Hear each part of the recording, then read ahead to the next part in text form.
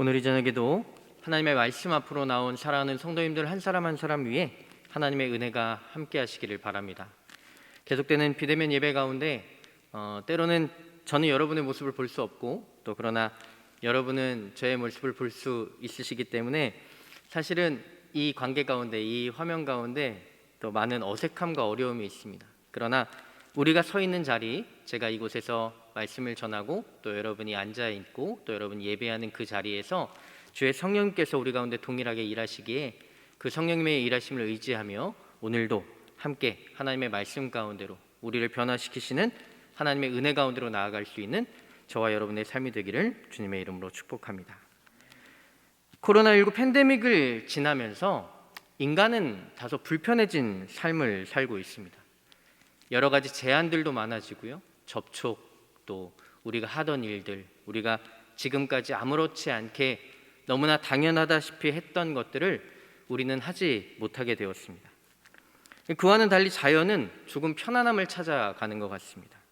왜냐하면 인간의 활동이 줄어들었기 때문에 그만큼 자연은 자신만의 생태계, 또 자신만의 수많은 지금까지 해왔던 그 방식들의 그 회복과 생성의 과정들을 이루어가는 것들을 우리가 뉴스를 통해 접할 수 있습니다. 미세먼지 일수가 줄어들고 또 오염된 물들이 정화되고 또 오염된 생태계가 회복되어지는 그런 뉴스를 들으면서 그동안 인간으로 인해, 인간의 여러 가지 활동으로 인해 자연이 얼마나 많이 훼손되었고 또 파괴되었는지 우리는 그것을 잠시나마 느끼게 되었습니다. 그럼에도 불구하고 여전히 우리의 삶이 회복되고 또 인간의 활동이 시작되게 되면 인간의 욕심과 욕망으로 인해 또다시 생태계 또 이 자연의 문제는 우리 가운데 또 다른 어려움들을 줄 것이라고 예상됩니다.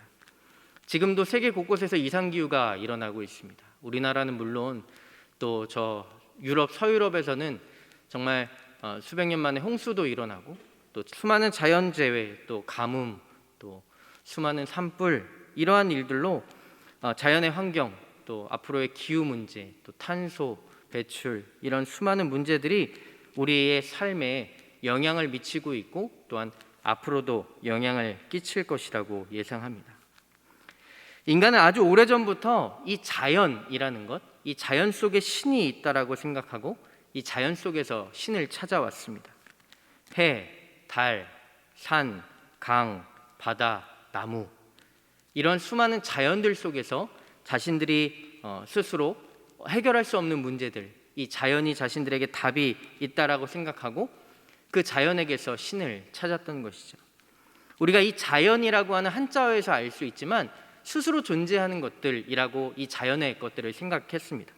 그래서 이 자연의 힘은 인간이 넘어설 수 없고 오직 이 자연의 능력만이 인간 위에 존재한다라고 생각했던 것이죠.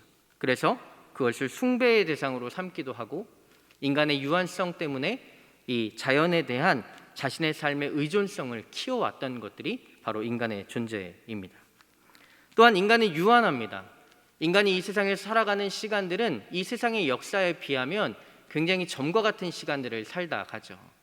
인간은 유한하지만 이 자연이라는 존재는 인간이 내가 태어나기 이전에도 있었고 내가 죽고 난 이후에도 이 세상이 존재할 것이라는 것들을 인간은 인식하게 됩니다. 그래서 이 자연이라는 것을 굉장히 높은 가치로 두게 되었죠. 그런데 우리는 분명히 알고 있습니다. 이 모든 자연들은 스스로 존재하는, 이 언어로 고백하는 것처럼 자연, 스스로 존재하는 것이 아니라 누군가로부터 창조되었다는 사실을 우리는 분명히 알고 있고 우리는 분명히 그것을 믿음으로 고백합니다. 바로 누구로부터 창조되었습니까? 네, 하나님께로부터 창조되었다는 사실을 우리는 명확하게 알고 있고 또한 그것을 우리의 믿음으로 고백합니다. 지금도 이 세상은 하나님의 그 창조 질서 가운데 운행되고 있습니다. 또 하나님의 창조 질서 가운데 우리가 알고 있는 영역뿐만이 아니라 우리가 미처 알지 못하는 미지의 영역까지도 우리는 우리의 눈으로 바라볼 수 있는 그 인간의 인식의 한계를 넘어서서 알 수 없는 저 우주 끝에 있는 그 영역까지 하나님께서 일하고 계신다는 사실, 또 하나님께서 주인으로 그 모든 것들을 창조하셨다는 것을 우리는 믿음으로 고백합니다. 오늘 제가 설교 제목을 자연스러움의 회복이라는 제목을 정했습니다. 이 자연스럽다라고 하는 우리의 표현이 있죠. 너 표정 너무 자연스럽네. 어떻게 그렇게 자연스럽게 행동해? 라고 하는 이 자연스럽다라고 하는 표현이 있습니다. 이 자연스럽다라는 표현은요, 한자어, 자연이라는 한자어와 스럽다라고 하는 우리말, 순우리말 조사가 합쳐진, 전미사가 합쳐진 형용사입니다. 그래서 이것의 사전적인 의미는 무엇이냐면 억지로 꾸미지 아니하여 이상함이 없다는 것을 뜻합니다. 또 순리에 맞고 당연한 것, 이것을 자연스럽다, 자연스러움이라고 표현하는 것이죠. 그런데 우리 그리스도인들에게 이 자연스럽다는 것을 이 자연이 스스로 존재하는 것이 아니라 하나님께로부터 창조되었다는 것을 분명히 아는 저와 여러분들에게는 이 자연스럽다, 자연스러움에 대한 우리의 의미가 한 가지 더해질 수 있다는 것입니다. 그것은 바로 무엇이냐면 이 자연스러움은 하나님의 창조된 본성과도 가까운 것, 하나님의 창조 질서와 가까운 것, 하나님의 형상과 가까운 것, 이것을 우리가 자연스럽다, 자연스러움이라고 표현할 수 있다는 사실입니다. 하나님께서 창조한 우리의 모습 그대로, 이 세상에 창조한 하나님의 질서 그대로, 하나님께서 창조한 모습 형상 그대로의 어떤 존재의 모습이 바로 이 자연스럽다, 자연스러움이라고 우리는 고백할 수 있다는 사실입니다. 하나님의 형상 안에는, 하나님의 창조 질서 안에는 사랑이 담겨져 있습니다. 하나님께서 이 세상을 창조하실 때 하나님의 창조의 그 가장 기본적인 근거는 바로 사랑입니다. 그렇기에 이 자연스러움 안에는, 하나님의 창조 그 질서 안에는 하나님의 사랑이 느껴진다는 것입니다. 이 아름다운 자연을 우리는 볼 수 있습니다. 요즘 새벽에 일어나거나 저녁에 산책을 할 때 참 하늘이 아름답다는 것을 느끼게 됩니다. 거의 한 2주간 정도인 것 같아요. 제가 요즘 새벽에 새벽기도를 나오는 길에 꼭 이 광화문 앞쪽으로 돌아옵니다. 이유는 뭐냐면 이 광화문을 배경으로 한 그 뒤쪽이 동쪽이어서 차를 타고 이 사직터널을 넘어서 쭉 오다 보면 저쪽 동쪽에서 떠오르는 그 아침 노을이 어찌나 그리 아름다운지 모르겠습니다. 그리고 저녁에 그 인왕산 쪽으로 이렇게 산길을 따라 올라가다 보면 반대편 저쪽 서쪽에서 해가 넘어갈 때 그 해가 넘어가는 그 산 뒤로 붉은 노을이 올라오는 그 장면을 보면서 어떻게 이렇게 아름다울 수 있을까? 사람이 그 어떤 그림을 그린다 할지라도, 사람이 어떠한 것들을 만들어낸다 할지라도 이보다 아름다울 수 있을까라고 생각을 해보게 됩니다. 그렇습니다. 하나님께서 창조하신 이 세상의 이 아름다움은 바로 자연스러움, 하나님의 그 창조 질서 그 안에 담겨진 아름다운 모습이라는 것을 우리는 깨닫게 되는 것이죠. 그런데 언젠가부터 하나님이 아닌 인간 이성의 기반을 둔, 인간의 가치가 그렇게 뛰어나고 높다라고 하는 인간 중심의 가치 체계가 세워지기 시작하면서부터 자연은 인간의 소유물이 되었습니다. 그리고 거기에 자본주의가 더해지면서 이 자연 또한 가치로 매겨지게 됩니다.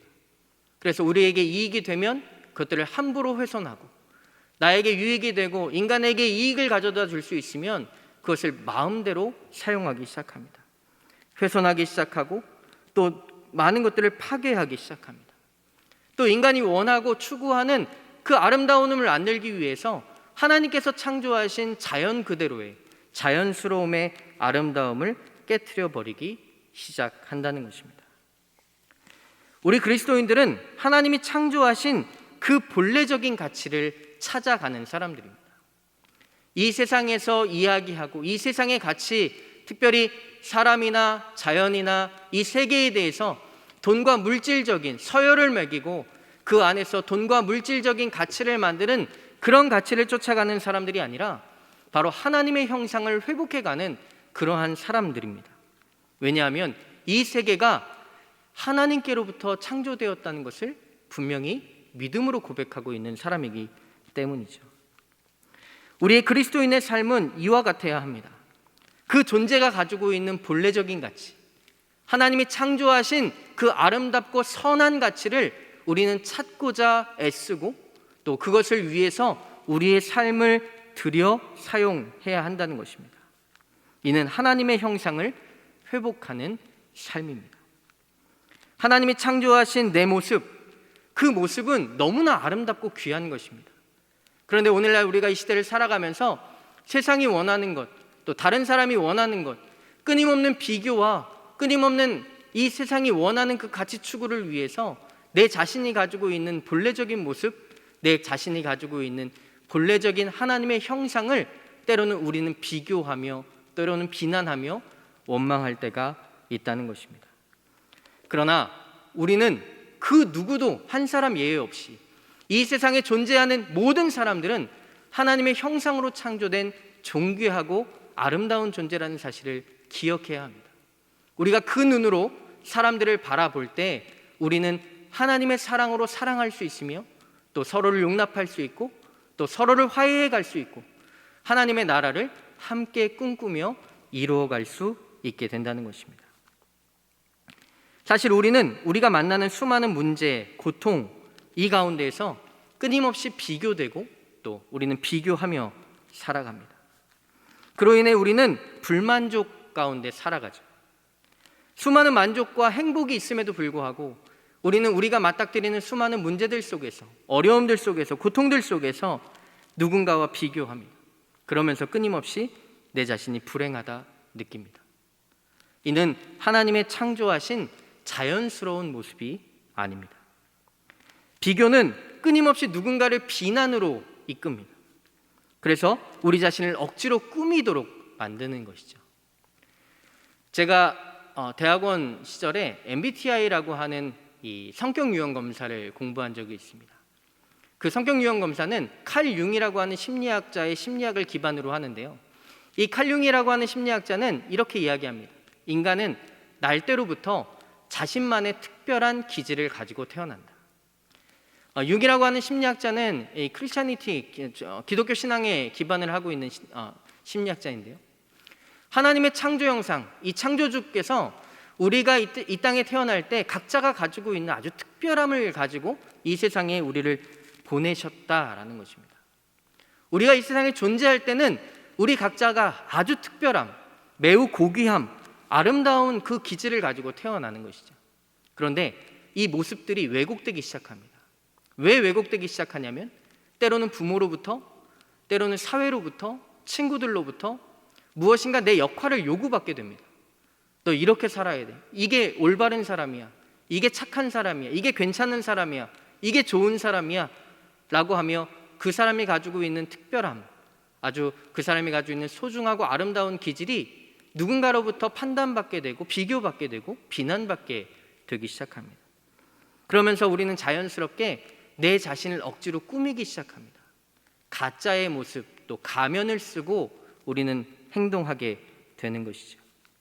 그 가면과 가짜 모습은 우리 가운데 불만족을 만들어냅니다. 마치 내게 맞지 않는 큰 옷을 입었다거나 아니면 내게 맞지 않는 아주 작은 타이트한 옷을 입은 것처럼 우리를 굉장히 불만족스럽게 만들어버립니다. 그러나 우리는 그러한 역할놀이를 하며 살아갑니다. 왜냐하면 생존해야 되기 때문이죠. 그러나 이러한 우리의 생존이 어떤 순간 한계를 맞이하게 되냐면 수많은 문제들을 만날 때, 고난과 고통의 문제들을 만날 때 한계에 도달하게 됩니다. 우리가 살아가는 삶의 자리 가운데 이러한 묶임들, 이러한 모습들은 우리를 큰 무너짐 가운데로 이끈다는 것이죠. 그러나 우리가 알고 있는 복음, 우리가 가지고 있는 복음, 우리가 고백하는 복음은 바로 우리의 이 묶임, 우리의 깨어진 자아, 우리의 묶여있는 우리의 내적인 수많은 모습들을 새롭게 예수 그리스도의 사랑과 예수 그리스도의 회복과 능력으로 하나님의 형상 그대로의 회복을 향해 우리에게 자유를 선언해 주시는, 영원한 생명으로 우리가 이 땅 가운데 제한된 존재가 아니라 우리는 하나님과 연결된 영원한 하나님의 그 생명의 존재라는 사실로 우리들을 초대해 주십니다. 즉 예수 그리스도의 십자가는 우리를 이 세상 가운데 하나님의 백성으로 구원하는 것에서 끝나는 것이 아니라 우리의 존재가 정말 하나님의 형상과도 같은 온전하고 존귀한 존재라는 사실을 하나님께서 우리 가운데 보여주시기 위해 이 땅 가운데 인간의 몸을 입고 자신을 내어주시고 죽기까지 우리를 사랑해 주심으로 보여주신 하나님의 놀라운 능력이라는 사실입니다. 오늘 우리가 함께 읽은 본문은 욥이 고난당한 후에 그 고난 가운데 자신의 세 친구와 수많은 논쟁들을 벌이며 하나님 앞에서 수많은 다툼들과 때로는 그 내적 갈등들과 수많은 비난들과 자신의 하소연과 때로는 하나님을 향한 원망들과 수많은 갈등들을 지내낸 후에 마치 결론과도 같이 하나님 앞에 마지막 그 고백을 하는 이 장면이 오늘 우리가 함께 읽은 욥기 42장 1절에서 6절까지의 말씀입니다. 이 성경에 보면 수많은 인물들이 등장합니다. 그런데 이 인물들 중에 특별히 이 욥, 또 때로는 요나, 모세, 야곱, 수많은 성경 인물들의 삶을 보면 그들의 삶 가운데 일어난 수많은 고통의 문제들을 우리가 만나게 됩니다. 이 고통의 문제를 통해서 이들은 정말 깊은, 그것을 알 수 없는 자신만의 깊은 정말 밑바닥까지 내려가는 그 삶의 자리에 처해지게 된다는 것이죠. 그런데 그 깊은 밑바닥 속에서 그의 인생이 정말 끝나는 것이 아니에요. 다윗도 그 시편의 고백을 보면 자신의 삶의 수많은 어려움과 고통의 문제를 만났을 때 마치 자신이 수월에 있는 것처럼 하나님 앞에서 자신이 수월에 있는 것과 같다라고 고백을 합니다. 수월은 당시의 지옥과도 같은 가장 고통스러운, 가장 어둡고 자신의 힘으로 그 어떤 것들도 할 수 없는 그 가장 깊은 고통을 표현할 때 수월이라고 표현합니다. 그 가장 깊은 밑바닥, 아무도 나를 도울 수 없는 그 고통 가운데에서 이 수많은 사람들, 특별히 이 욥도 뿐만이 아니라 수많은 성경의 인물들은 무엇을 하게 되는 것일까요? 바로 그 자리에서 그들은 하나님을 만났던 것입니다. 오늘날 우리가 이 세상에 많은 문제들을 만나게 됩니다. 특별히 우리는 지금 코로나19라고 하는 우리가 한 번도 겪어보지 못한 큰 어려움 또 위기 가운데 있습니다. 어떤 이들은 이제는 코로나 가운데 이제는 지나도 되지 않을까, 자유로움을 가져도 되지 않을까, 그런 이야기들도 합니다. 네, 어떤 것들이 옳은지 또 어떤 것들이 맞는지 우리는 다 알 수 없지만 여전히 우리는 이 질병이라고 하는, 이 코로나라고 하는 수많은 감염병 속에 한 2년이라는 시간을 지금 지내고 있죠. 많은 사람들은 한 계절이 지나면, 여름이 지나면 좀 괜찮아지지 않을까, 아니 1년이 지나면 좀 괜찮아지지 않을까, 내년 여름이면 괜찮아지지 않을까. 지금도 델타 변이를 통해서 또 언제 이것이 끝날 수 있을까, 이런 고민을 합니다. 감마 변이도 나오고요, 또 다른 변이가 앞으로 어떻게 일어날지 알지 못하는 그런 상황 가운데 있습니다. 이 고통의 문제라고 하는 것은 그 끝이 보이고 앞이 보이면 더 이상 고통이 아닙니다. 그러나 그 끝이 보이지 않을 때, 그 고통의 문제가 해결되지 않을 때, 우리가 생각했던 것보다 더 길게 가기 시작할 때 우리는 그 고통의 문제 가운데 때로는 우리가 가지고 있었던 힘을 가지고 그 문제를 해결해 보려고 애쓰지만 그 힘이 다하게 되었을 때 우리는 그 어떤 힘도 낼 수 없는 그런 상태에 도달하게 됩니다. 그때 진정한 고통의 문제가 시작되게 된다는 것입니다. 그때 하나님을 우리가 온전히 신뢰한다는 것, 참으로 어려워지는 순간들을 만나게 됩니다. 많은 문제들을 생각할 때 우리는 이 욥이 당한 고난을, 이 욥이 당한 고통의 문제를 우리가 대했을 때 진짜 욥이 힘든 것이 무엇이었을까? 가장 우리가 당하는 고난과 고통의 문제 가운데 가장 어려운 문제는 무엇이었을까? 건강의 위기, 또 재산의 모든 것들이 다 파탄나는 것, 또 우리의 삶에 소중히 여겨던 것들이 사라지는 것, 내 관계의 문제가 깨어지는 것, 이 어떤 우리가 겪을 수 있는 수많은 고통의 문제, 우리가 이야기할 수 있는 고통의 문제 가운데 저는 가장 고통스러운 문제를 이야기하라면 바로 하나님에 대한 믿음에 대한 문제라고 생각합니다. 그동안 자신이 신뢰해왔던 하나님, 자신이 고백해왔던 하나님, 그 하나님이 느껴지지 않고 그 하나님이 즉시 내 문제를 해결해 주지 않고 우리가 생각했던 대로, 우리가 바라는 대로, 우리가 구하는 대로, 우리가 원하는 그 시간에 그 문제가 해결되어지지 않을 때 하나님을 향한 믿음의 문제가 흔들리기 시작한다는 것입니다. 욥도 처음에는 이 모든 고난의 과정 가운데 자기가 이 모든 고난의 과정 가운데 하나님의 뜻이 있으시겠다라고 고백을 합니다. 그러나 점점 뒤로 갈수록 수많은 비난들이 찾아올수록, 수많은 삿대질이 찾아올수록, 또 비교가 찾아올수록 욥 자신도 하나님 앞에 수많은 말들, 친구들 앞에서가 아니라 하나님 앞에서 수많은 말들을 쏟아내기 시작합니다. 그러면서 욥은 점점 더 하나님과 가까워지기 시작합니다. 오늘 우리가 함께 읽은 42장 1절에서 5절, 6절까지의 말씀 중에 제가 5절과 6절의 두 말씀만 세번역 성경으로 읽어드리도록 하겠습니다. 5절 말씀입니다. 주님이 어떤 분이시라는 것을 지금까지는 제가 귀로만 들었습니다. 그러나 이제는 제가 제 눈으로 주님을 뵀습니다. 그러므로 저는 제 주장을 거두어 드리고 티끌과 잿더미 위에 앉아서 회개합니다. 사랑하는 여러분, 이 욥은 하나님 앞에서 자신이 지금까지 알았던, 지금까지 고백했던 그 하나님은 욥의 고백이 지금까지 잘못되었던 것이 아닙니다. 그러나 욥은 새롭게 하나님을 고백하고 있다는 사실이죠. 이 새로운 고백은 무엇이냐면, 내가 지금까지 하나님을 알고 있었다라고 했던 이 고백보다 하나님은 더 크시며, 내가 하나님을 알고 있었다라고 하는 나의 이 고백이 얼마나 큰 교만이었는지를 주님 앞에 인정하는 것입니다. 사랑하는 여러분, 저와 여러분은 날마다 새롭게 주님을 만나야 합니다. 어제 만난 그 하나님으로 평생을 살아가는 것이 아닙니다. 20대에 만났던 그 하나님으로 내 평생을 살아가는 것이 아닙니다. 날마다 하나님을 새롭게 만나는 삶, 날마다 어떤 날은 하나님이 느껴지지 않는 그런 순간들도 있다는 것을 우리는 욥기의 말씀을 통해서 분명히 알 수 있습니다. 그러나 오늘 내가 만나고자 하는, 내가 갈망하는, 나와 함께하고자 하는 그 하나님을 만나고자 하는 그 깊은 갈망 가운데로 나아갈 때 우리의 삶 가운데는 놀라운 하나님의 회복의 은혜가 찾아오기 시작한다는 것입니다.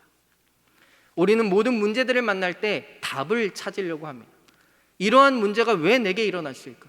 우리는 그 문제 가운데 이해하려고 합니다. 문제가 일어났을 때 그 고통을 왜 일어났을까? 왜 나에게 이러한 어려움과 시험들이 찾아왔을까라고 하며 그 답과 이해를 구하려고 하는 것이죠. 그런데 그 수많은 고통의 문제 가운데 하나님이 우리와 함께하기 원하시는 것은 바로 내가 너와 함께하고 있다. 하나님이 우리를 만나기 원하신다는 사실입니다. 사랑하는 여러분, 우리가 이 땅을 살아가는 동안 우리 그리스도인들의 삶, 우리의 믿음의 삶은 끊임없이 하나님께서 우리를 창조하신 그 창조의 형상을 회복하는 길로 나아가는 삶인 줄로 믿습니다. 이것이 바로 하나님 나라를 향해 가는 삶입니다. 날마다 자연은, 이 하나님께서 창조하신 창조의 본성은 아름답고 건강한 것을 회복하는 방향으로 나아갑니다. 인간은 끊임없이 이 자연을 훼손하려고 하지만, 자신의 이익을 위해서 훼손하고 추구하려고 하지만, 자연은 끊임없이 건강성, 이 건강성이라고 하는 것은 하나님이 창조한 그 질서대로 돌아가려는 그러한 힘의 방향을 가지고 있다는 것입니다. 이것이 바로 자연스러움의 회복입니다. 우리 그리스도인들이 바로 하나님의 우리를 창조하신 그 형상대로의 회복을 꿈꾸는 삶, 하나님께서 우리를 창조하신 그 질서대로 회복하고자 하는 삶을 잃어버렸다면 우리는 하나님께로부터 멀어진 삶, 우리 자신의 존재와 영혼이 훼손되어지는 삶을 살아가고 있는지 모르겠습니다. 그렇기에 주님은 우리에게 끊임없이 돌아올 것을 요청하시고 또 우리를 기다리고 계신다는 것입니다. 우리의 가장 인간됨의 모습이 무엇일까요? 우리의 창조된, 하나님께로부터 창조된 인간의 가장 인간스러운 모습이 무엇일까요? 오늘 본문에 있는 말씀을 깊이 묵상해 보면 우리는 한 가지를 분명히 깨달을 수 있습니다. 욥은 6절에 이렇게 고백하죠. 주님, 저는 제 주장을 거두어 드리고 티끌과 잿더미 위에 앉아 스스로를 회개합니다. 사랑하는 여러분, 우리의 존재가 하나님 앞에서 대단한 것처럼 여겨지고, 내가 이 세상에서 어떤 물질과 능력과 명예와 지위를 가지면 내가 조금 더 나은 사람이 된 것처럼, 내가 더 괜찮은 사람이 된 것처럼, 다른 사람을 좌지우지하며 다른 사람을 향해서 무엇인가 나의 기득권을 움직일 수 있는 사람처럼 되었다라고 하는 수많은 착각들을 하면서 살아갑니다. 그러니 오늘날 이 시대를 살아가면서 많은 사람이 물질을 얻기 원합니다. 많은 사람이 많은 재산을 갖기 원합니다. 많은 사람이 많은 능력을 갖기 원하고 높은 지위를 갖기 원하고 지금도 수많은 그 싸움과 경쟁 속을 살아갑니다. 왜 그럴까요? 그것이 나의 존재를 더욱더 능력 있게 만드는 것이라고 착각하기 때문입니다. 그러나 우리는 분명히 알고 있습니다. 이 세상을 창조하신 하나님, 그 하나님은 단순하게 선과 악으로 이 세상을 딱 둘로 나누어서 모든 악한 자들을 다 처벌하고 선한 자들만을 세우시는 그런 하나님이 아니라 끊임없이 악에 있는 영역, 그 악한 자들도 주께로 돌아오기를 끊임없이 기다리시며 또 그들을 위해서 안타까워하시며 우리가 함께 그들과 예수께로 돌아오기를 기다리는 그런 사랑의 하나님이시라는 것을 우리는 반드시 기억해야 합니다. 그러기 위해선 저와 여러분들 안에 무엇보다 하나님의 형상, 하나님의 창조된 질서로서의 그 아름답고 자연스러운 모습이 회복되어야 할 줄로 믿습니다. 욥은 고난 이후 하나님을 다시금 만나게 됩니다. 욥이 하나님을 몰랐던 것이 아닙니다. 욥기에는 그렇게 고백하죠. 욥과 같은 의인이 없었다. 그러나 욥은 다시 하나님을 만나게 됩니다. 이 하나님과의 회복은 무엇이냐면 가장 중요한 사실은 욥의 영혼이, 욥의 삶이 온전히 다시금 하나님을 신뢰하게 되었다라는 것입니다. 사랑하는 여러분, 오늘날 우리가 이 시대를 살아가는 동안 우리 가운데 가장 중요한 회복이 있는데 그것은 바로 영적인 회복이라는 사실입니다. 우리가 이 욥기의 결론과도 같은 42장의 말씀을 읽을 때 우리는 우리의 눈과 시선을 빼앗기는 곳이 있습니다. 바로 어디냐면 10절 이후의 말씀입니다. 이 10절 이후의 말씀에 보면 어떤 일들이 일어나냐면 욥이 이전에 가졌던 것보다 더 많이, 욥이 이전에 소유했던 것보다 더 많은 소유들이 회복되는 그런 장면들을 볼 수 있게 됩니다. 그런데 이 모든 소유가 회복됨으로써 욥이 진정으로 회복되는 것이냐? 그렇지 않습니다. 이 소유의 회복, 자신이 가진 것들의 회복보다 더 중요하고 본질적인 회복이 있다면 그것은 바로 영혼의 회복입니다. 우리가 그 어떤 물건을 갖고 그 어떤 소유를 갖고 그 어떤 집에 살고 우리가 아무리 많은 것들을 소유한다 한들 저와 여러분의 영혼이 오늘 밤 주님 우리를 부르실 때에 주님 앞에 구원된 영혼이 아니라면, 주님을 알지 못하고 주님을 신뢰하는 것이 아니라 내가 원하는 것들을 신뢰하고 내가 원하는 것들을 사랑하며 그것들을 쫓아가는 그런 인생이라면 우리의 그 어떤 소유가 우리 가운데 어떤 의미가 있겠습니까? 우리의 그 어떤 소유보다 중요한 것은 바로 저와 여러분들의 영혼입니다. 우리의 영혼은 하나님께로부터 왔습니다. 하나님께서 사람을 흙으로 지으시고 그 육체 안에 하나님의 생기를 불어넣으시니 생명이 되었더라라고 말씀하십니다. 저와 여러분은 영적인 존재입니다. 하나님의 형상을 닮은 하나님의 거룩한 영적인 존재라는 사실입니다. 우리가 욥기의 말씀을 읽을 때 우리의 삶의 가장 중심으로 우리의 마음을 사서 우리가 하나님 앞에 간절히 구해야 될 것이 있다면 그것은 바로 주님, 내가 하나님의 형상으로 회복해 하여 주시옵소서.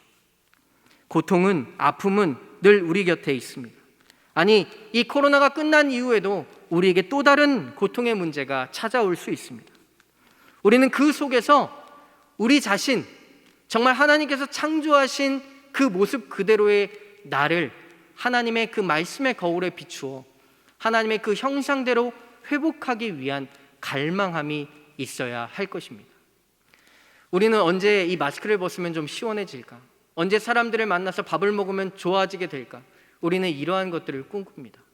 그런데 여러분, 우리의 마음 가운데 정말 이러한 것들을 꿈꾸지만 우리가 정말 기대하는 일상으로 돌아간다고 했을 때 정말 우리의 모든 것들이 온전하게 회복될까요? 여러분, 절대 그렇지 않습니다. 코로나는 끝날지 모르지만 우리의 인생의 문제는 또 다른 문제로 우리 가운데 찾아온다는 것입니다. 그 문제 앞에서 하나님과 연결되지 않고 하나님의 사랑을 공급받지 못하고 하나님을 매일매일 날마다 새롭게 알아가는 존재가 아니라면 우리는 또다시 그 안에 욕심과 욕망을 쫓아 살아가는 그러한 인생들이 될 수밖에 없다라는 사실을 우리는 반드시 기억해야 합니다. 고통과 고난 속에서 가장 중요한 것은 답이 아닙니다. 하나님을 알고자 하는 그 깊은 갈망이라는 사실입니다. 답을 찾으려 하기보다 하나님을 만나고자 하는 그 깊은 갈망이 있는 저와 여러분들이 되기를 주님의 이름으로 축복합니다. 코로나를 보내며 저와 여러분 안에 많은 회복이 필요합니다. 그러나 무엇보다 가장 중요한 회복의 필요는 우리의 영혼의 회복인 줄로 믿습니다. 그 회복을 갈망하고 그 회복을 오늘 욥의 고백과 같이, 내가 이전에는 주를 귀로만 들었지만 내가 이제는 주를 눈으로 뵙고 만납니다. 이러한 고백과 이러한 회복이 있는 저와 여러분들의 삶이 되시기를 예수 그리스도의 이름으로 축복합니다. 함께 기도하겠습니다. 살아계신 하나님, 우리를 너무나 존귀하고 아름답게 창조하신 하나님의 형상 그대로, 그 하나님의 창조의 질서 그대로 회복함을 갈망하고 소망할 수 있는 우리 사랑하는 종교 가족들 되게 하여 주시옵소서. 우리가 만나는 수많은 인생의 문제들, 고통들, 아픔들 속에서 우리가 바라고 원하는 우리의 욕망을 쫓아 간구하며 그 길을 걸어가는 인생들이 아니라 하나님을 만나고자, 하나님을 통하여서 우리의 영혼이 회복되고 놀라운 평안과 아름다움을 회복할 수 있는 그러한 믿음의 인생들이 될 수 있도록 주님, 우리의 삶 가운데 인도하여 주시고 우리 가운데 하나님을 만나고자 하는 깊은 갈망을 허락하여 주시옵소서. 우리의 삶을 인도하실 살아계신 주 예수 그리스도의 이름으로 기도드렸습니다. 아멘.